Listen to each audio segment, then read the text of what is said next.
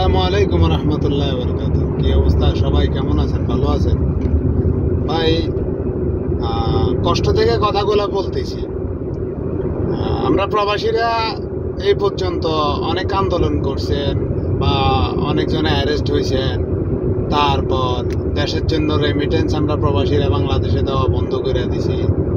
তার ভিতরে আবার অনেকজন অনেক জায়গায় হেনস্থা হয়েছে, অপদস্থ হয়েছে। কিন্তু নতুন সরকার যারা হয়েছে, যারা উপদেষ্টা হয়েছে, তারা শপথ গ্রহণ করছে। রাষ্ট্রপ্রধান ডক্টর ইউনূস সাহেব হয়েছেন। কিন্তু আমাদের প্রবাসীর কথা ওনার মুখের ভিতরে একটা শব্দ পর্যন্ত প্রবাসীদের জন্য উনি কি কিছু করবেন কি করবেন না, একটা শব্দ উচ্চারণ করেন না। উনি একজন রাষ্ট্রপ্রধান। তা আমার দুঃখের বিষয় হলো এটাই যে আমরা প্রবাসীরা সারা জীবন দেশের জন্য কষ্ট করলাম, ফ্যামিলির জন্য কষ্ট করলাম, কিন্তু আমাদের জন্য দেশও কাঁদে না, ফ্যামিলিও কাঁদে না। যখন টাকা পয়সা ইনকাম বন্ধ হয়ে যায়, যখন টাকা বিদেশ ছেড়ে দেশে চলে যায়, তখন ফ্যামিলির কাছে, ভাই ব্রাদারের কাছে, স্ত্রী সন্তানের কাছে তখন অপমান, অপদস্থ, লাঞ্ছনা এগুলা হতে হয়।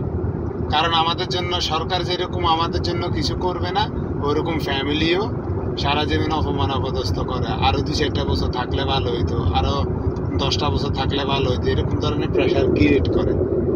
এই জন্য বলতেছি ভাই, আমাদের প্রবাসীদের জন্য সরকারও কিছু করবে না।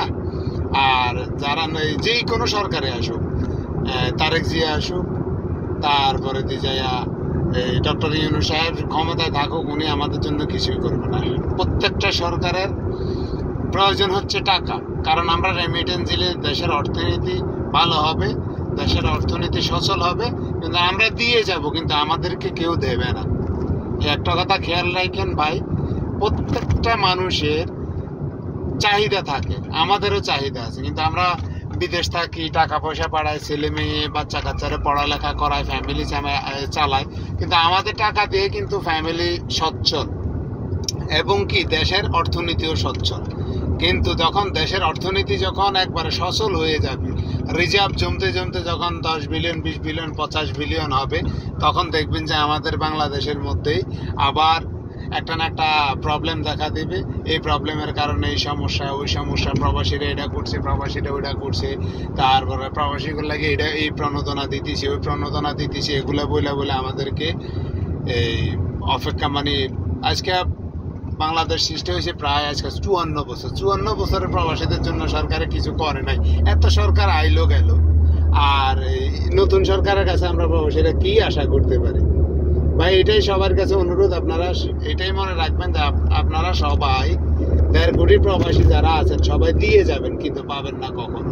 এই কথা খেয়াল রাখেন। সারাটা জীবন আমরা অপমান, অপদস্থ হতে থাকবো। দেশের মন্ত্রী মিনিস্টারের কাছেও হব, এবং কি বিদেশে বাহিরের মানুষের কাছেও হব অপমান, অপদস্থ। ভাই, যদি আমার কথা ভালো লাগে শেয়ার এবং ডুইট করবেন, আর যদি ভালো না লাগে ভাই দয়া করে ক্ষমা করে দিন। আসসালামু আলাইকুম।